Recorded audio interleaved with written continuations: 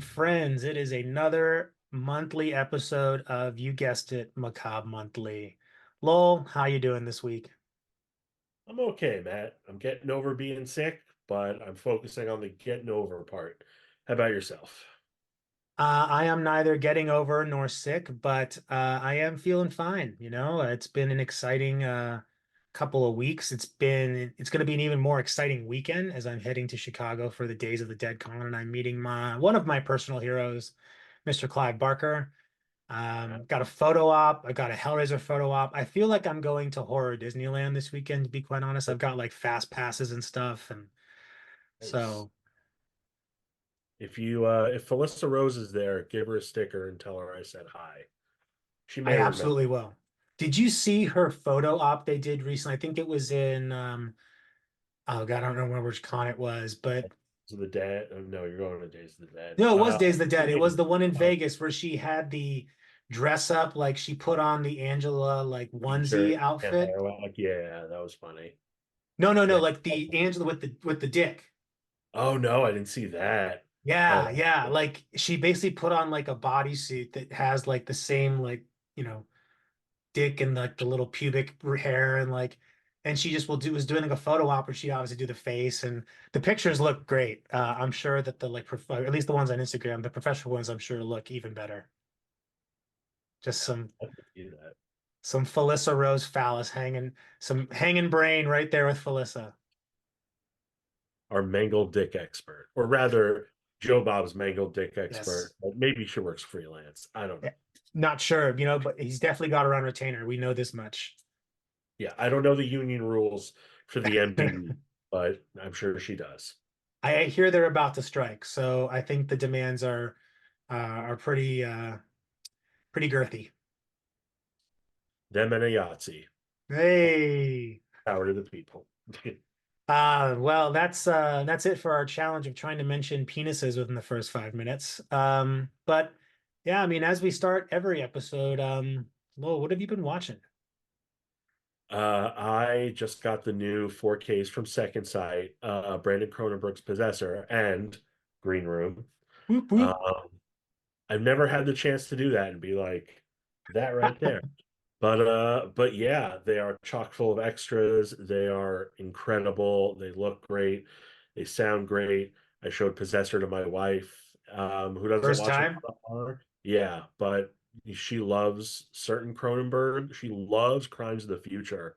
Oh, Um, and she loved Possessor too. She wanted to watch it with commentary. I'm like, hell yeah. you're like, I Um, love you. yeah, but yeah, they're both great. I spent a all in, I spent $100 pre-ordering the Raid 4K from Umbrella with all its bells and whistles. I think it's going to be the last 4K of the Raid that I will ever have to buy, so Yep. worth it. And yeah, I pre-ordered the 4K of Crimson Peak, so I got stuff coming to me, which is nice, and The Crow, Oh, which is yeah, I definitely got The Crow coming. We'll be talking about The Crow in a bit here, as there's been quite a bit of news Mhm. as of late. But yeah, those are some pretty amazing flicks, especially some ones you got on pre-order. I actually just got discs from um, to review of Green Room and Possessor. So Oh. Did they send you the full case or just like the this is a review copy in the disc? just the screener copy. So Oh, which is fine. I probably will end up picking them up, to be honest, because they're just beautiful. And obviously support boutique labels so they can continue making boutique things. So yeah, those are some great upcoming releases. And I think Second Sight also has something else coming out wow, they always soon. have The something coming. Hitcher, the Hitcher 4K that they just finished, I think, mastering or something like that, or restoring. I mean, they spoil us, but I'm also kind of miffed that May and Inside aren't.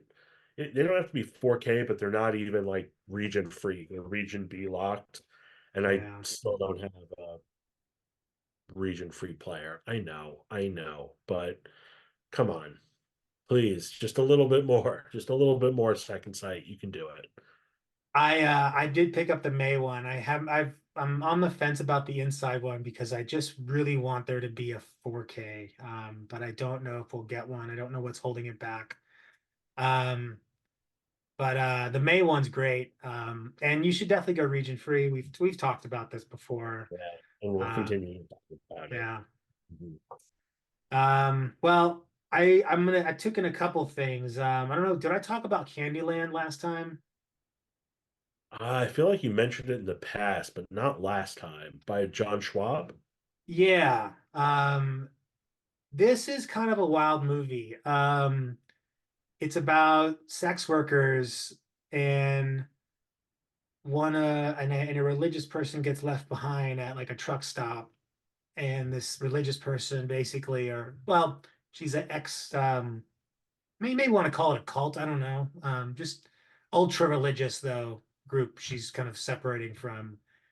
She becomes one of these sex workers at this truck stop, and it's kind of hard to talk more about it beyond that, just because there's definitely a few twists. But I will say this: it is one of the more like subversive takes on like slasher, and probably one of the most exploitative, like probably the most exploitation, like most 70s exploitation film I've seen in quite some time, as far as just its vibe and like the way it plays out, some of the imagery.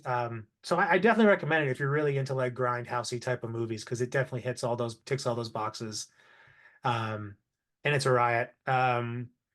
Just got done watching the 4K of Contagion. Have you seen Contagion before?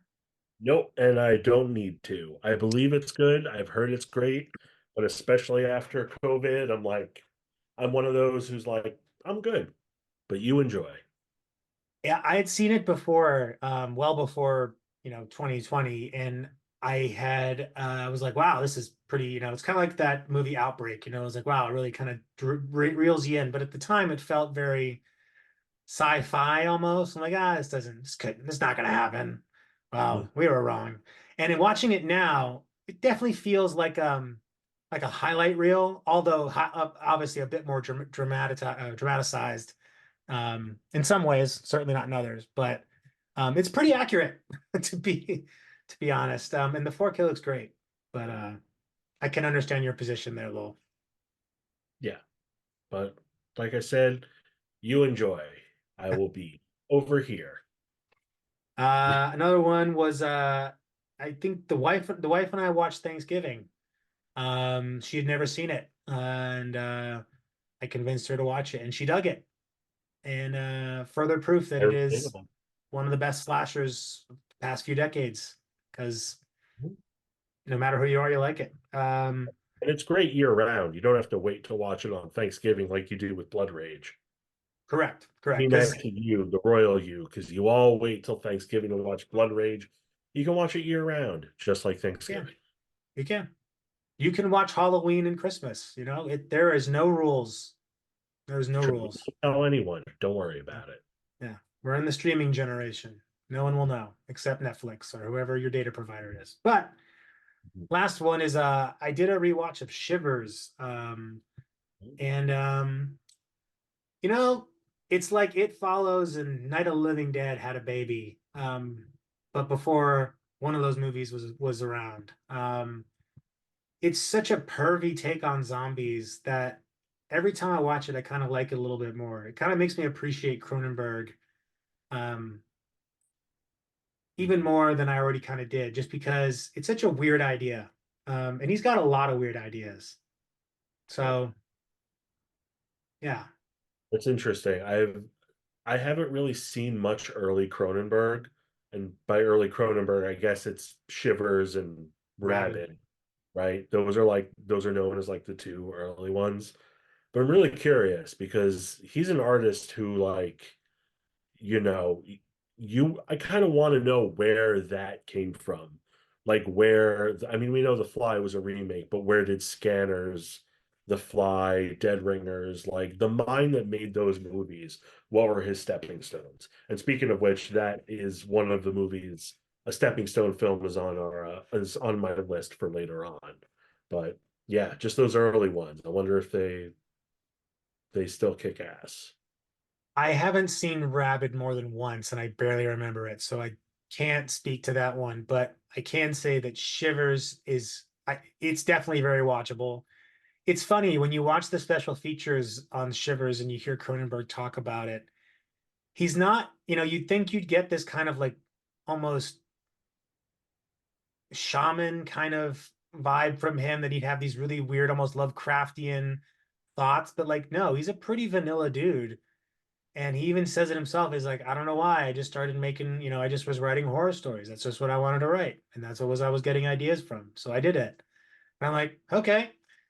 He also talks about not making the move to LA. And, and I didn't know this. He's never actually made a movie out in LA. Like never made a Not Hollywood even movie. Maps to the No, Maps to the Stars is still pretty Canadian. Oh, Yeah, I'm okay. pretty sure most of them been, if not, I mean, I think he has to have done some international shooting at some point, but I feel like most of them are Canadian, like if not all of them. Yeah, So not making promises, but yeah, he is a very regional dude. yeah. Mm. So I highly recommend that Vestron. They just put out a steelbook, looks beautiful, art by Vance Kelly, who's one of my favorite artists. I think I have some of his stuff somewhere in this office, but now we've talked about some things we've seen. Let's talk about what's been happening in the world of horror. Oh, but do we also want to mention the interviews that we've done or not quite? You know what? Why not? Why not? Lowell, you start because I feel like you've been on a tear. I'm so tired, but it's great. I went to my first film premiere last Wednesday, Larry Fessenden's Blackout, which the review is forthcoming because it's embargoed, but I did like it. It's his werewolf movie. Fits with his classic Hammer cycle of Habit, vampires, depraved and Frankenstein, and this is his Wolfman, his upstate New York Wolfman. And I got to talk with him for 5 minutes on the red carpet. Like I could have talked to him for hours because he's Larry freaking Fessenden, but we chatted a little bit, and that was really cool. And I also touched base with Brian Spears, the effects guy, who is one of the main people responsible for the Wolfman makeup. Who also, I mean, look at his IMDb; it's ridiculous. So I'm gonna talk with him at some point. And that was Wednesday. And then last night, I spoke with Ariel Power Schaub, who is the author of Millennial Nasties, uh, a book that I just reviewed. That's like the men, women, and chainsaws for the torture porn generation, kind of. She like covers like She's the the Saw. Clover of the gen of the millennials. Yeah, but she covers the films of the early aughts decade, like not just Saw and Hostel, but also Joyride, the Final Destination series, Black Christmas 2006, and Sorority Row. And she just sort of puts all those in a stew and talks about how they all kind of relate to each other and show the themes of the time. And it's a great book. It's coming out in the fall. I just put up my review, and talking to her was a total blast. I said we should get her on here sometimes because she's great to talk to. I believe she's on the Pod and the Pendulum podcast as well. Awesome. Uh, I believe, and I do have more interviews coming up, but I do believe that's it for this week. And what about you? Well, Lowell certainly got the quantity and the quality. I had the rare opportunity to speak with Don Mancini last Friday for 7 minutes and an interview forthcoming called 7 Minutes with Don. Mhm. Um, but yeah, it was great. He was a super delightful guy to speak to. Very open about the series and the franchise. I hope I asked good questions. And then next week, one of our colleagues, Jamie, and myself will be speaking to the rest of the cast of Chucky, Devin Sawa, Zachary Arthur, Alvia Ann Lind, and Jennifer Tilly. So those interviews are forthcoming. Very exciting folks. Very Very exciting. exciting. And That's potentially more to come. Who knows? It's a good time to be in horror because there's just so much to talk about, which brings us to Macabre Daily. As you all probably know at this point, Oh Macabre yeah, Monthly. I could be right for. Yeah, we are the love child of a website, and that website happens to be Macabre Daily, where you can go and get all of your great news about the dark side of pop culture. You can also follow us on the gram at Macabre Daily. On X, I think people still haunt that place. I'm pretty sure it's at Macabre Daily, and Facebook. You guessed it, Macabre Mhm. Daily. All right, let's get cracking to probably one of the hottest pieces of news that's come out in a long time. Right into my veins. And I'm not even talking about, I'm just going to go ahead and interrupt you. I'm not even Yep. talking about Nev Campbell coming back. I mean, it's great that she is. I hope she got paid this time. But Kevin freaking Williamson coming back to direct basically Scream the final chapter, which we all know that's what it's going to be because none of these people are going to be involved with it again in whatever iteration it becomes in the future. So, yeah, send us out with a bang. Let's do this. Um, so yeah, I'm excited that people are excited. I have fallen off the Scream franchise a bit over the years, no fault of anyone's but my own tastes. So I will definitely see this.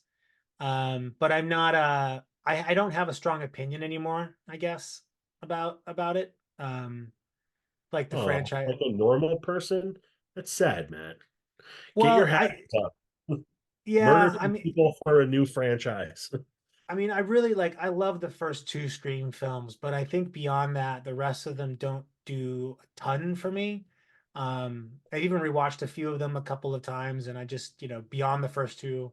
Um, and then I just I don't know, I think it's just one franchise that doesn't hit me the same way. So I'm happy for people that are happy. I'm happy for people that aren't happy. And I hope that the movie, I think to your point, if we get kind of the final chapter, like the Friday 4 of Scream movies, right? The one that really sends it off and could legitimately end the franchise right there and no one would care. Um, yeah, I hope we get that. I hope that's what it is. I hope it's everything and anything. Yeah, lucky number seven. You know what is great news, Lowell? Yeah. This. I feel like we manifested this with Paul a few weeks about last month, and I didn't look at the makeup of the vampire. You did. You told me it's amazing. Now we got a release date. Or we don't have a I'm release date. supposed to know about that, but um yeah, I am excited. Uh it's really strange and still kind of a black mark on streaming that this film just wallowed as long as it did until, it was put out on streaming. Still feels like it was dumped, but I'm still excited. It's Yeah. modern Salem's Lot, and from what I've heard, sounds like it's going to be a good time. So better late than never. But let's not destroy films for tax write-offs, okay, people? Let's put a pin in that. Yeah, my most wanted film is not a horror film. It is the Wile E. Coyote movie. And even if Will Arnett is just blowing smoke up all our asses, I still really want to see it because forbidden fruit tastes the sweetest. Mhm. Um, yeah. Forte, but yeah. Oh, Forte, that's right. God damn it, you're right. Arnett is the guy who does the voice of Batman in Caca, Caca. No, you Bluth fans will know. But yeah, I'm actually more excited about this than I was before, not just because of our conversation with Paul, but also because of the way in which it's been talked about, how it's kind of a slow build to kind of a big bang. And that kind of, if you take out the creepy kid scene from the original, that's kind of the way it plays out. In fact, the original is not time has not been kind to it as far as pacing is concerned, because it does drag pretty significantly, but it's still a great masterwork for what it was and for having one of the most iconic scenes in horror. But yeah, we still don't have a release date. Like we still don't know when, but we've just been told it's coming. This movie is the edging equivalent of the horror genre right now. Um, so yeah, let's hope we see that soon. Yeah.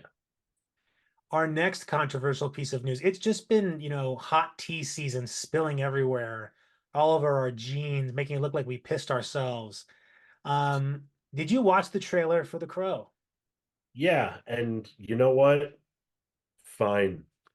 I rewatched the original 94 Crow not too long ago, which I do a lot because it's one of my favorite films, and it's just untouchable. I Yep. mean, It's like Batman, yeah, it's timeless.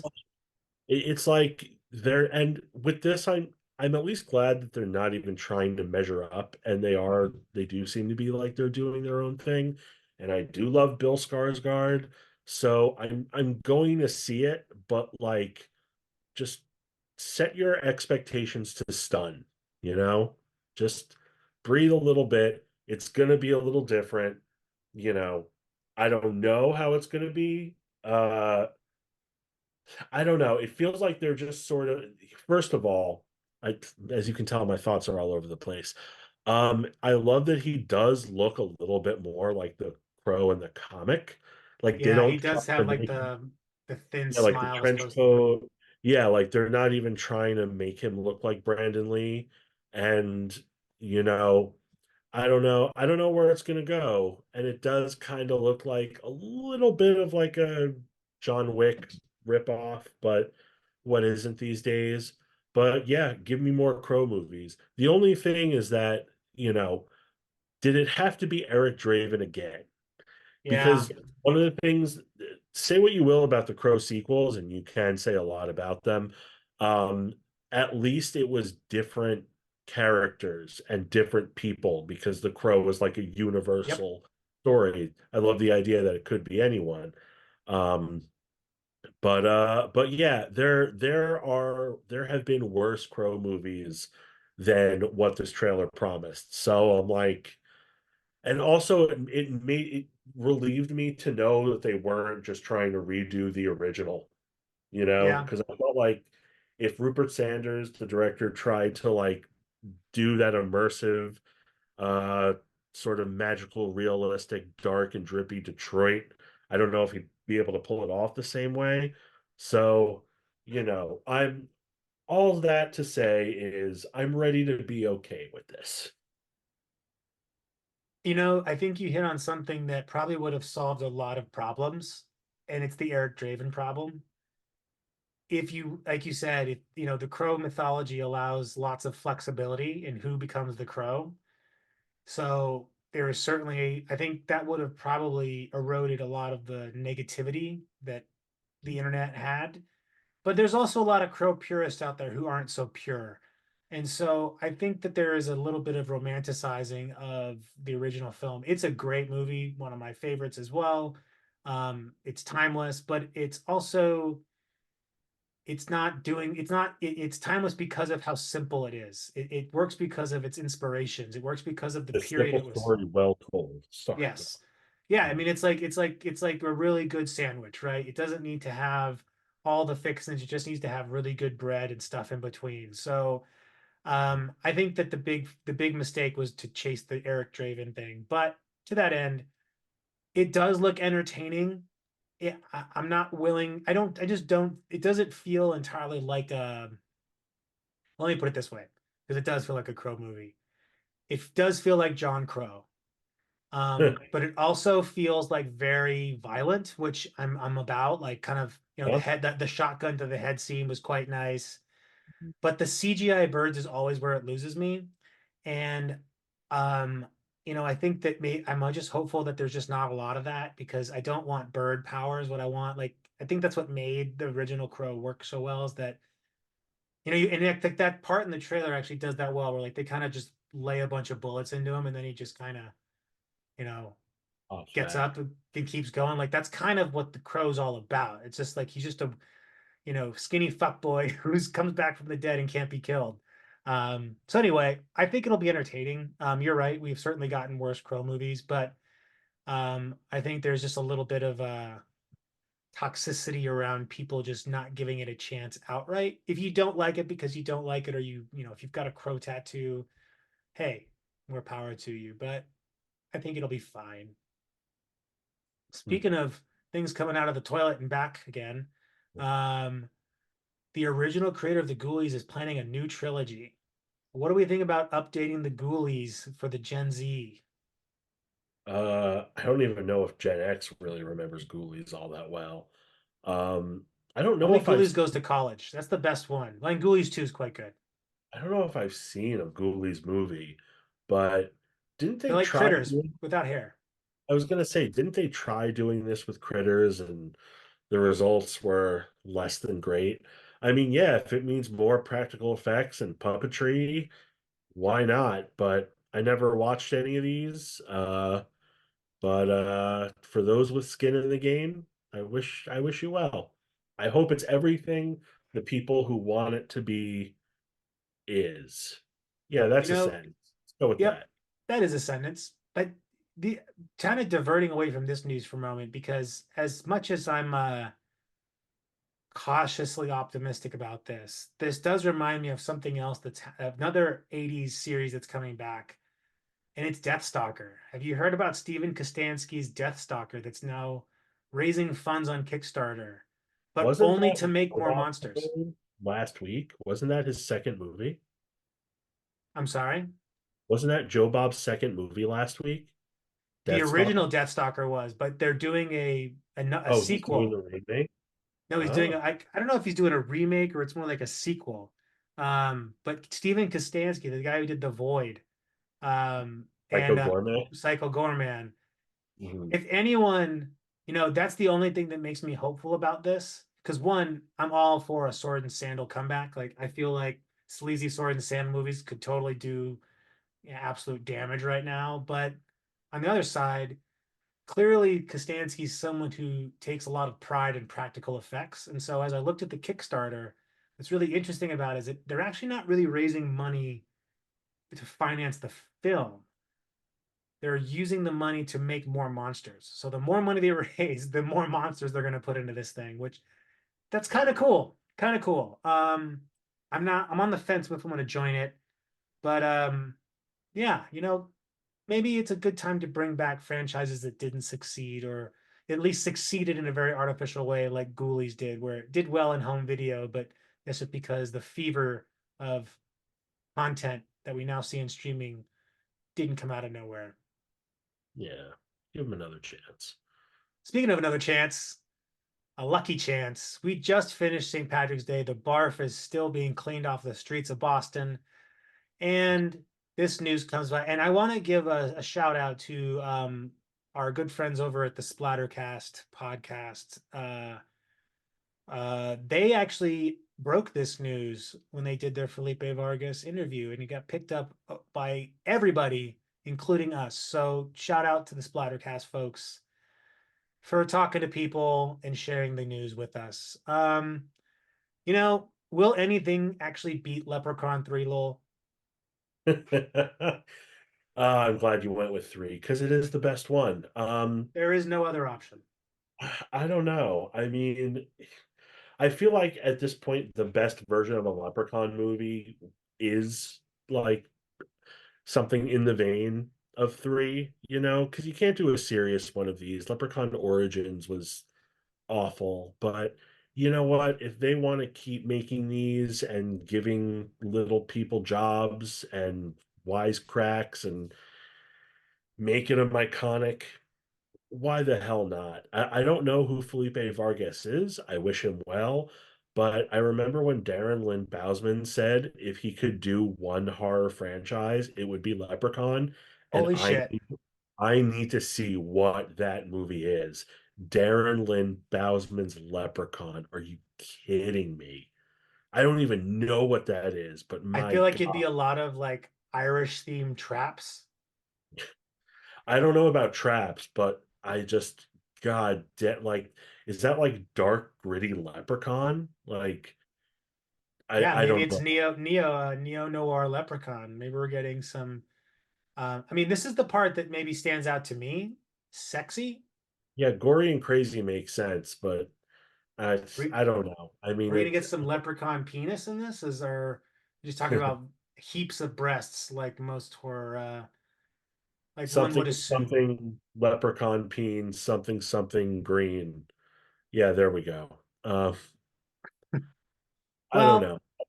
you Yeah. know, Oh, um, I would, I don't see Warwick Davis coming back for this. oh no, Um, no, he's done.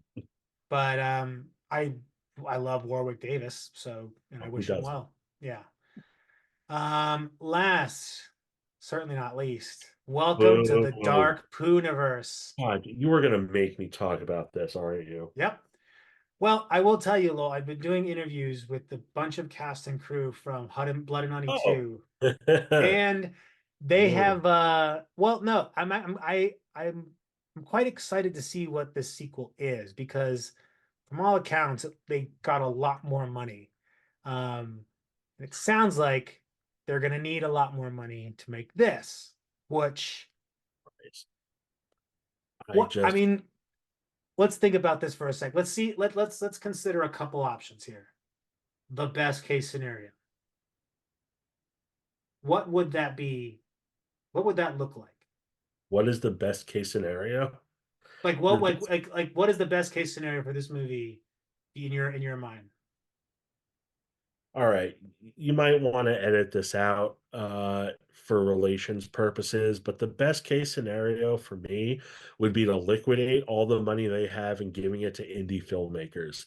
Because look, we're here because we love exploitation films. Exploitation films are the cornerstone of the horror franchise. I mean, just ask Charles Band. But Ah, like, what are you doing? What the like you have no love for any of these original characters. You're clearly just trying to make a buck. Like at least Art the Clown is an original character and there's love there. This just is like, all right, we got names, start making costumes, let's go. And you're just ripping off the Avengers logo with Pooniverse, and Pooniverse sounds terrible. Just stop.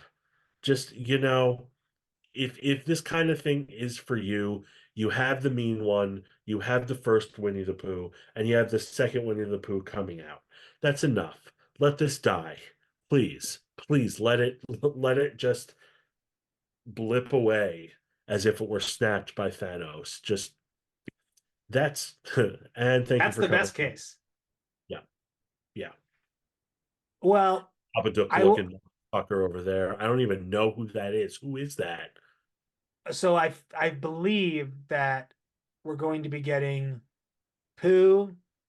Uh, we're going to be getting Pinocchio. I think this is Pinocchio. There's going to be a Sleeping Beauty. Here's Bambi. There's going to be a Peter Pan. Uh, there's some others that I'm missing. It's in here somewhere. Mad Hatter, Tinkerbell, and Pinocchio. So here's best case scenario from my side. If they really lean into the absurdity of these premises, and I still haven't seen the first one to be honest. I wasn't allowed a screener for the second one, so I don't know, haven't seen it yet either. And I plan on watching the first one quite soon just to see it. But if they really lean into the silliness of this, it's almost like a full moon movie, but with maybe better financing. So I Mhm, can see where you're coming from though, that it's more an IP grab than anything else. But I don't mhm. know. I don't know. I will most likely watch it. Yeah, I mean, granted, I haven't seen the Winnie the Pooh Blood and Honey, so maybe a lot of people out there know what I don't, but just come on. Come on, I, man. I That's haven't what seen it yet either, so I need to withhold full judgment until I know. But I have been excited to hear that there's this next one sounds like it's going to be kind of bonkers, and maybe that's what a movie like this needs is just to be completely ape shit, and have no regard for reality or who knows, who knows. all right. You enjoy. Well, that's the news that's fit on the Zoom screen. But Mm. as we always do, we forget to talk about what we're talking about this month because that's on me. Forget to mention it. but we are gathered here this month to have a conversation about horror movies, but not just any horror movies that really aren't actually horror movies, but are scary as shit. Um, Basically, the idea we had here was to try and think about our top five non-horror horror movies, movies that you wouldn't necessarily look to or find in the horror section, but certainly carry elements of the genre throughout that tantalize, terrify, um, maybe even excite. Who knows? We've got some real sickos out there. But anyway, Lowell, before we get into our lists, what The was this criteria. difficult? What were your criteria and was this difficult for you? I definitely had to think about it. But at the same time, I knew that there are movies out there that aren't horror movies where I finished it and I was like, oh God. Oh God. That like it had like the psychological effect of watching Hereditary for the first time on me, you know?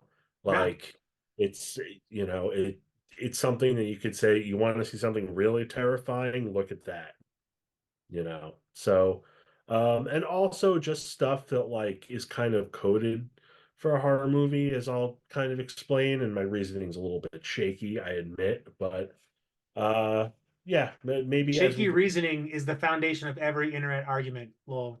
It's true. That's true. No solid ground here, just straw men for miles, baby. Um but yeah, what about you? What were your criteria? My criteria were similar to yours in that these are movies that shook me. Ones that you can't stop thinking about. Oftentimes you don't want to watch again, or at least you don't want to watch again anytime soon. The opposite of a feel-good movie. Something that really kicks you in the proverbial nuts, and leaves you breathless on the ground with no one to help. Movies that just feel like if you could articulate depression through the medium of film, these movies would hit that mark, or trauma, or all the nasty emotional experiences that we can encounter. Um, so yeah, that's how I approach this, is things that really shook me. And I don't know if it was difficult. I think like with all of these lists, I have to start with someone else's lists, unfortunately. There's a handful of movies that will immediately come to mind, but my ability to recall every movie I've ever seen on a whim is not getting any better with age. So I Mm, did find it helpful to do a little research on like what do people consider, and then that would generate more ideas. And then of course perusing the shelves here to see what stands out. So without further ado, what's the mhm. first movie on your list, Lowell? Um, so speaking of early hits by geniuses, I went with Blood Simple, the first Coen Brothers movie, which Almost put this on mine. it's is it on yours? I almost did. Yeah, because it's not quite a horror movie, but like it is a horror movie, and the slasher is M. Emmett Walsh, Yep. which is like the perfect way to start. If you're the Coen Brothers, great first movie to make. It is a Southern neo-noir, but it's scary and like shocking. And the final like chase scene is something out of Hitchcock, but it's also like scary. Like it really is. Even the final moment of like him laughing is just like, it's like I know a lot of people get into movies by making low budget horror films, and this isn't quite it, but like you could show this in a horror film festival, absolutely. And not to mention, I love, love, love, love when filmmakers juxtapose really joyous songs with really dour situations. Mhm. So the pairing of it's the same old song with like right at the end in the end credits of the movie, like it's just I don't know. I this almost landed on my list for very similar reasons, but also because if you take away the gun and put a knife in there, it's a fucking slasher movie, right? It's like it's a horror movie. Mhm. Um, it's almost it's and this didn't make my list, but it's similar in a way to like Night of the Hunter, in that like the horror is very much implied through the actions, even if it's not typically characterized full on as a horror movie. Although some would argue Night of the Hunter is a horror movie Um, and you could be right either way, but love Blood Simple. What about you? First one up on my list is a strange one. It's Nothing But Trouble from 1991, Oh, directed by. Have you seen it? oh God, it was on HBO all the time. Those fucking hot dogs. Oh Oh, God. and the dick nose, the judge. I mean, this movie. How First did of this all, get made? Like, oh my God. And Tupac. yeah, I don't know. yeah, Yeah. it's just lots of cocaine. I would have loved to have done Blow with Dan Aykroyd and Chevy Chase in the 80s, or in the 90s in this case. But I don't know, man. I feel like they would annoy me really quick if we're all riding the wide highway. I don't know, but maybe Chevy Chase. I feel like Aykroyd and I could get a good conversation going. Aykroyd could convince you in the existence of aliens. He could Yeah. convince you extraterrestrials are real if you're Yep. doing blow together. I see that. Only him and Tom DeLonge, I'm sure. Take that, NASA. But yeah, this movie is not it's more of a comedy, but it's not a comedy because it's not as funny as it thinks it is. And when it's trying not to be funny, it's when it's being its funniest. Um, it's not a good movie, but it is very entertaining to watch because it's just a very expensive car crash. It's just, and the ending is so out there. It's actually what makes the movie horror is that it goes full horror at the end for no apparent reason. Mhm. Um, and yeah, kind of in the same, it's almost like if the Burbs had no coherence whatsoever and just was a bunch of ideas and it was bigger than a neighborhood. Yeah, I'm not even compared to the Burbs. That's an unfair comparison to the Burbs. This is in a league of its I, own. I see where you're going, though. I can see But it. it's not but I will say this for Nothing But Trouble. It is way more entertaining than most bad movies are. So to its credit, it is very watchable, much like Hudson Hawk. Not a good movie, but you could watch the shit out of it. You'll have a good time doing it. So stand by it. Nothing But Trouble. All right. What's next up? Oh, those hot dogs. What? Next is a straight up comedy that would make most people laugh, but made me recoil in horror throughout. The TV Set from 2006. Oh, I've never seen this. By Jake Kasdan about it's a comedy where David Duchovny is a TV writer who's shooting a pilot for this like personal dramatic story about his brother's death. And it's about how this like personal story becomes this ridiculous comedy show called Call Me Crazy with the stoner Fran Kranz from Cabin in the Woods as this like terrible comedic actor who's like ruining it, and Sigourney Weaver is like the head of the network, and it's just I watched it when I was in school for dramatic writing, like when I was in college, and it was like this is what you have to look forward to if you move to LA, and it's just this, you know, it's kind of like, For Your Consideration meets Curb Your Enthusiasm. It's just David Duchovny just getting pummeled and pummeled and pummeled by the system that's like, that he's using to tell the story. And it's about how, creativity, like how they take something and just turn it to shit, like really horrific, hilarious shit. And I think I've seen it twice. I can't watch it again. But yeah, I would recommend it to people though, because it is funny. The TV Set. Yeah, All right, I'm gonna seek this one out because I've never seen it. yeah. Never seen it. But also I can understand that existential dread of the horror of the existential dread of what to look forward to in the entertainment industry. Mhm.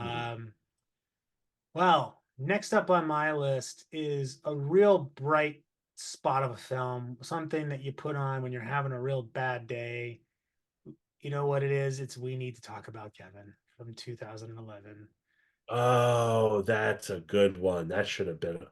Ah, I knew when Yeah. we did this, I you would come up with titles where I'm like, yes, that absolutely counts. Yeah, and You the know what both makes this movie the more, you know what makes this movie even more fucked up is Ezra Miller plays Kevin. and now we all know who Ezra Miller really is. It God, just makes this movie far creepier. he's so good in it though. It's just But oh why? God. Right? What I will say is that I think this movie came out at a time when we were just starting to grapple with the fact that we needed to start talking about school shootings and children and mental health in a different way. But I don't feel like this movie got seen near as much as it probably could have if it came out maybe a few years later.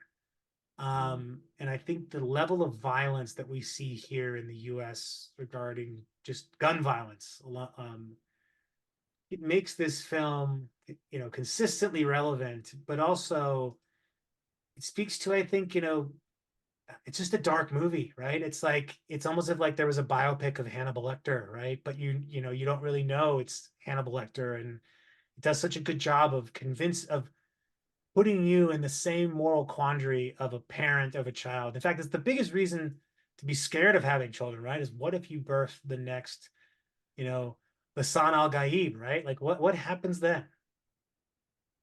I mean, the Harkonnens had to fall, let's be honest, but It's true. it just ended there. He got greedy. Yeah, but this Um, makes way for Space Hitler. So, this is uh, I did read the book of We Need to Talk About Kevin after I saw the movie because I'm a sadist, and the book is so much worse in terms of what oh it shows. Jesus.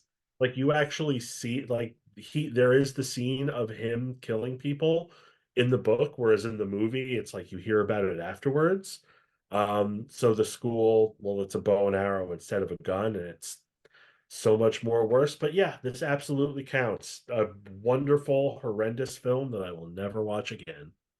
I think my favorite letterbox review is we need to talk about Ezra Miller. Yeah, yeah. We're Um, all swindled. Anyways, what's next up on your list? uh, let's see. I'm gonna go.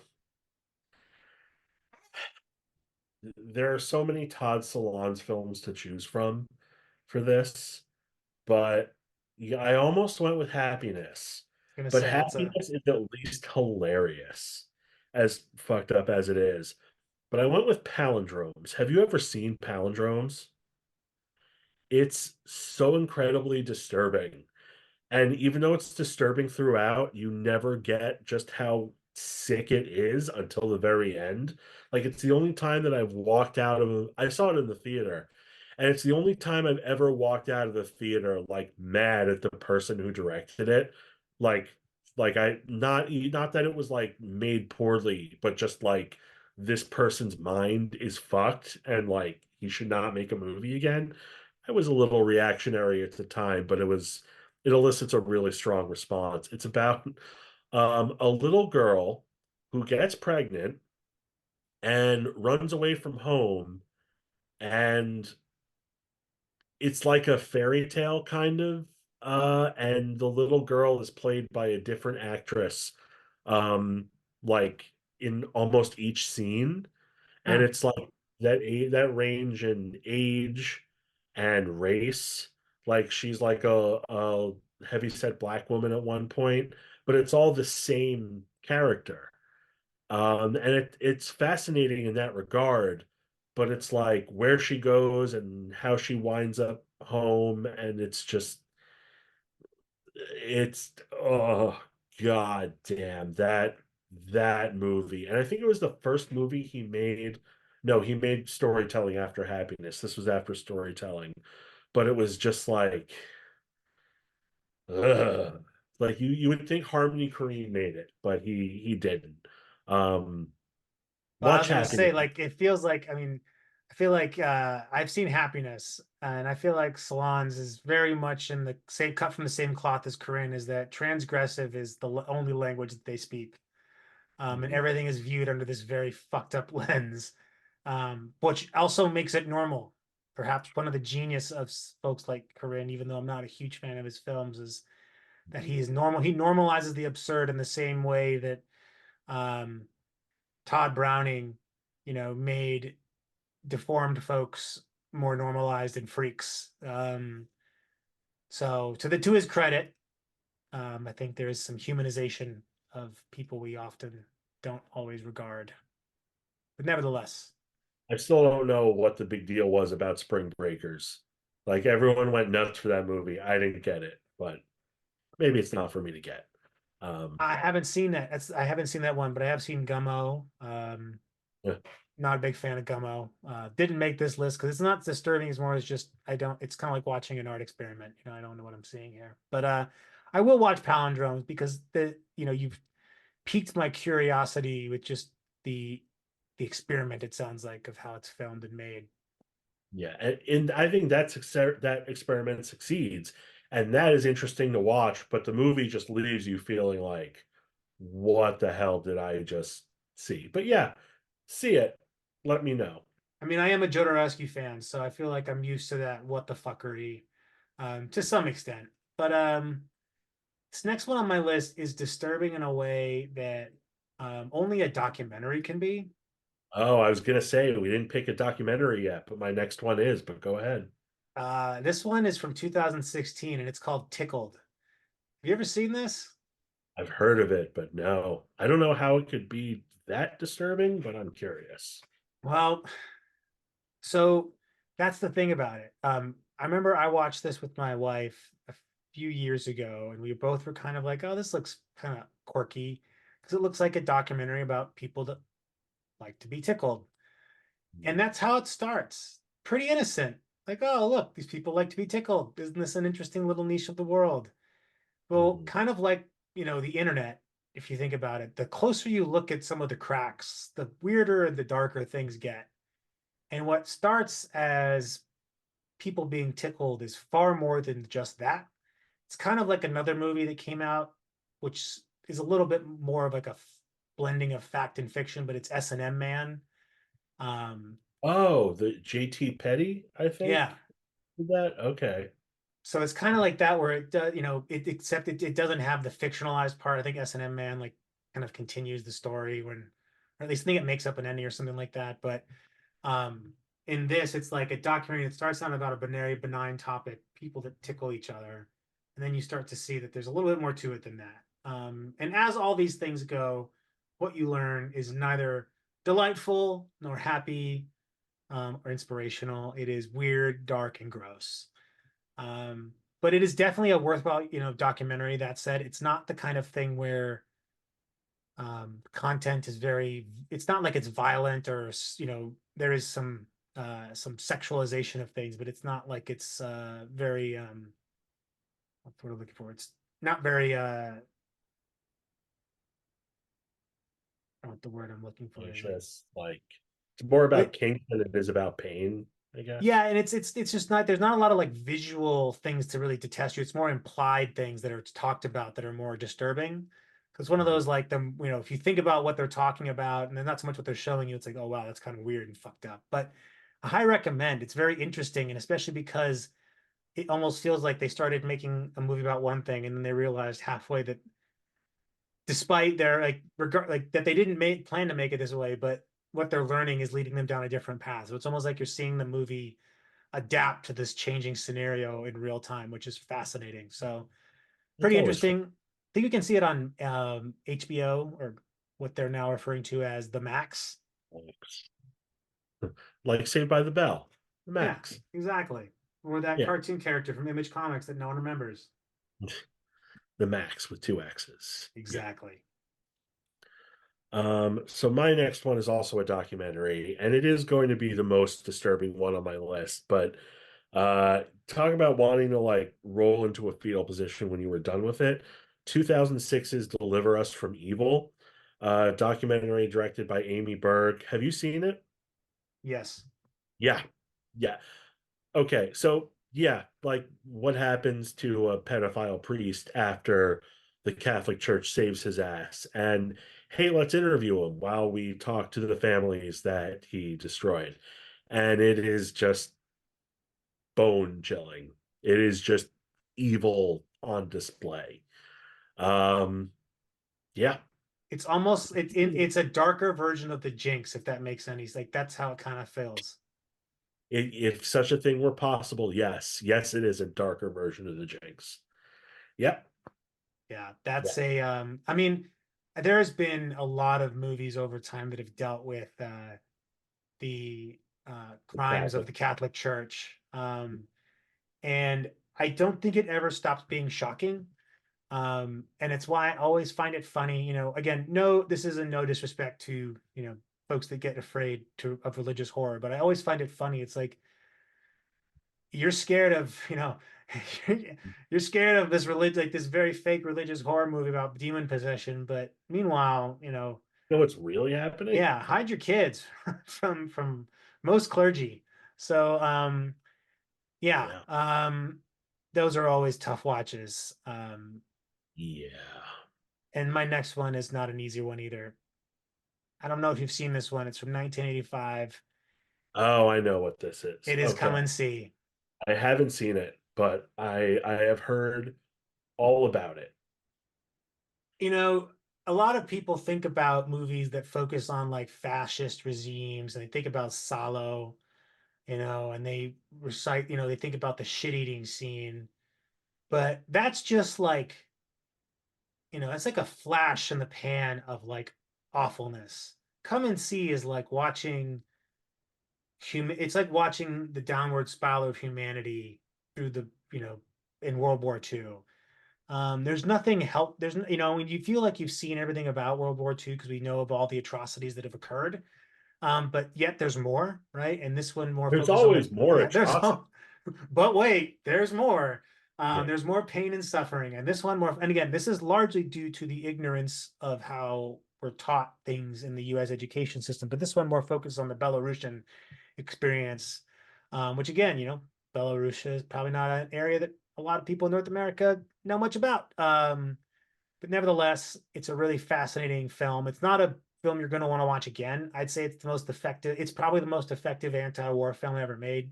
Um, it's like if Apocalypse Now wasn't trying to be an art, have it be a Hollywood film. It just is very dark, gritty, in your face, and there's shit you will not forget from this movie. It's very much like that. It's not as exploitative, but Men of the Sun, I think it's called. Men Some Behind the Sun, which is all about the uh I forget what it's Men Behind the point. Sun. It takes place in it's about the atrocities committed by the Japanese on the Chinese. Oh, Um Really fucked up movie. Would not recommend it. But okay.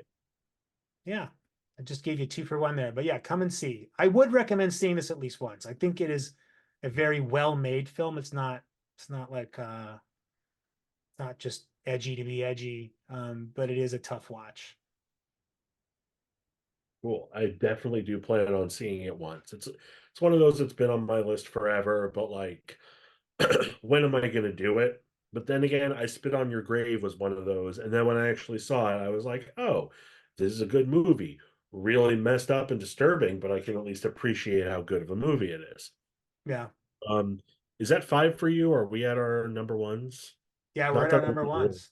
but okay, so my last one, and I double dipped on directors because I had to, is A Serious Man by the Coen brothers.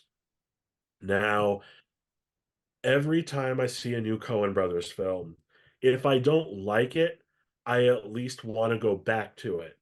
And when I go back to it, I like it a lot more. It's happened with Lebowski, Fargo, Hail Caesar.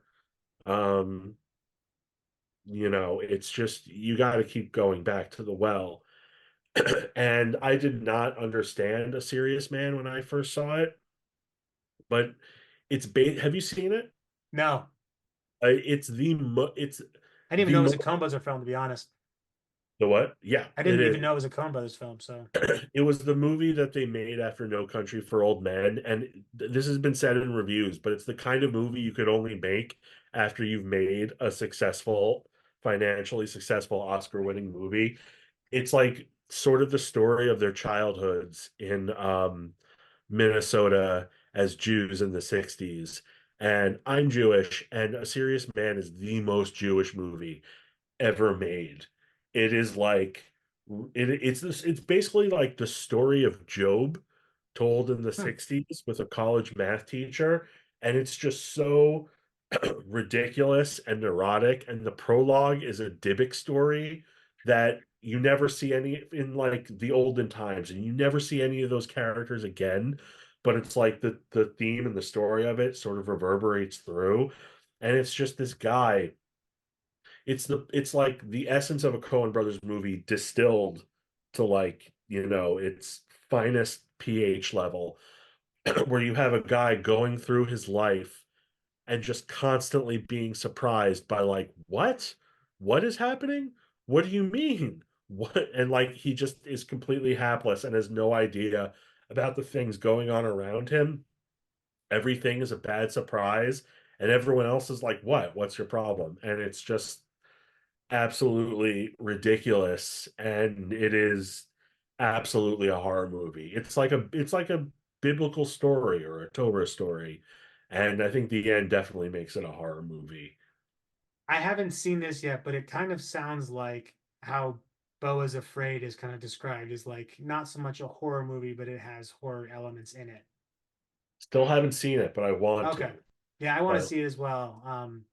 I'll definitely check out A Serious Man because, as you said, the Coen brothers, even if I don't like a movie, you're absolutely right. There's always a reason to go back to it. And in some cases, sometimes time and taste give you enough of a breathing room between the first and the second watch where you appreciate something. Like the first time I saw Fargo, did not get it, but I also was like 8 years old, 10 years old, watch it 10 years later. Holy fucking shit. um, so yeah, this is going up on my list. My last one is actually one I'm surprised that you didn't mention either, but there are so many genuinely great awful movies that it's almost there's not enough time. But this one is the first one I thought of when we had this task in front of us, and it's 2000's Requiem for a Dream from Darren Aronofsky. oh, This is oh, oh, this is a horror movie. I'm an idiot. I should have. You know why? Because yes, this is correct. And I'm kicking myself because this should have been on my list. Do you know that I forgot that I owned Requiem for a Dream because I Probably hadn't because you bought it once and you're like, that's it. yeah, no, well, I bought it. I mean, it's not like I intended to watch it over and over again, but I kept it on the shelf. But then I was like, I watched it in college in like 2005. That was the last time I saw it. And then I was like, wait, did I sell that? Like years later, I'm like, no, I still have it. Like I thought I had gotten rid of it because I didn't want it to sit on my shelf and curse me. And honestly, when the 4K came out not too long ago, I was like, ooh, oh no, no, You no, no, bought no, it. no, because I'm not gonna rewatch that. No, excellent film, absolutely amazing, but no. It's interesting that a lot of, or at least two Aronofsky films off the top of my head could easily fall on this list. One of them being Requiem, the other one being Mother. Yeah. Um, And I think one of the things that stands out to me about Requiem for a Dream that can't never be said enough is how incredibly sad it all is. And a lot of these movies we've talked about today focus on really difficult topics, are really kind of um, strange worldviews. But this is one that unfortunately, like, will always resonate because it speaks to kind of the very human element of drug addiction.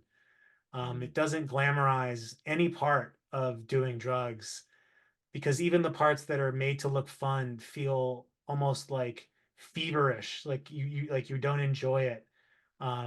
And in a way, like very few filmmakers have been able to make the transmit the experience of taking a drug to the medium of film.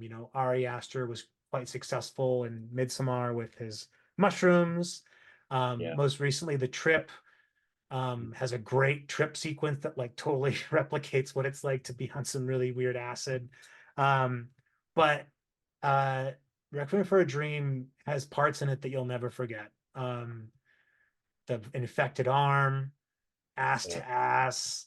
I mean, just the Ellen Burstyn. I mean, her like and Michael McDonald cannot get enough of his game show or Oh, his Christopher McDonald. Chris McDonald. Chris McDonald. Juice by Taffy. Yeah, oh God. It's just so Oh, well made. And it really is a horror movie. Like I don't I think you could watch that and people will never we wouldn't call it a horror movie because of it deals in reality, but it is 100% a horror movie. And I think it still should be required viewing in every single middle school. Because I yeah. tell you what, if you show it to people young enough, they are not going to want to shoot heroin. You don't need a dare program. No. Nope. And oh God, just one of the most haunting scores. Like Clint Oh, Mansell. Oh, so good. I mean, yeah. that is one of the top and like themes, um, especially in modern film history. But like it's been used in so much stuff. Oh, all right.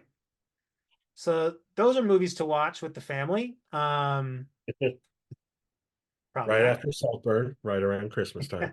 Hey, Saltburn at least leaves you on a happy note, right? It's wildly implausible ending. I'm not talking about the very end. I'm talking about more just the very quick elimination of the family. Mhm. But love to see an extended cut. So, but anyway, those are movies to not watch before you go to bed. Kind of like watching Cosmos before you go to sleep. It's just too much to think about, and it's overwhelming and scary. Yeah. Just But just put on some Bluey or whatever the hell. yeah, or just maybe ocean noises, manatee sounds. I don't know. Who knows? Maybe those animals are just yelling expletives at us, and we're just recording it. We'll never I would know. also add, don't watch these before bed and don't watch Curb Your Enthusiasm before bed because I'm finally watching it and I'm on season 9 and it's incredible, but small doses. Yeah. Small doses and not before you're alone with your thoughts. Yep. Nope. That's it's funny you mentioned that because I feel like I had this weird phenomenon when I first got into Curb Your Enthusiasm where I almost felt like I overdosed on it. And I like got really cynical and I was like, oh, I need to back away from this for a minute. Like, I'm turning into Larry David. But We're that's not all it. that. That's the point. Yeah, we It's would all take some crypto money uh, and shill our wares on the Super Bowl. But that's neither here nor there. That was 2022. So um yeah, Lowell, you're gonna be at New Jersey Horror Con, is that correct? Coming up in April? yep. April 20th Yes. So or for those who don't. hey, well, and Hey. New Jersey does. Yeah. And so does my cat cleaning herself right over there. But I this will probably be out after. I'd love that you should put her on OnlyFans. Just should have given her away Hey, show over dude, here. going to town. Kind of like Yeah, my wow. no Right. shame. Nope. Um, but I'll be at Days of the Dead in Chicago the weekend of what is this, the 22nd and the 23rd and the 24th, maybe something like Cool. that. This weekend? Yeah, that Yeah, yep. That's this yeah, weekend. That I sounds got it right. right. So this probably won't be up before then. It might be. I don't know. We'll see how that goes. But if it is, come find me. I'll be the guy into horror movies. And yeah, if you're out at New Jersey Horror Con, find Lowell. Hello. I will have stickers. He will have And stickers stickers. Send a ton of stickers. and possibly some hot takes. You never know. Yeah. Keeps them ready, kind of like the Subway rolls, fresh and ready. But are they fresh if they're always ready? I'll never know. As long as they're gym mats. Amen. Well, with that, I'm not sure we're going to talk about next month, but we always figure it out. So without further ado, Lowell, it's been great seeing you, You too, Matt.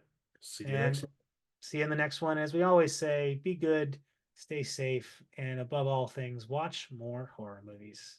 Adios. later.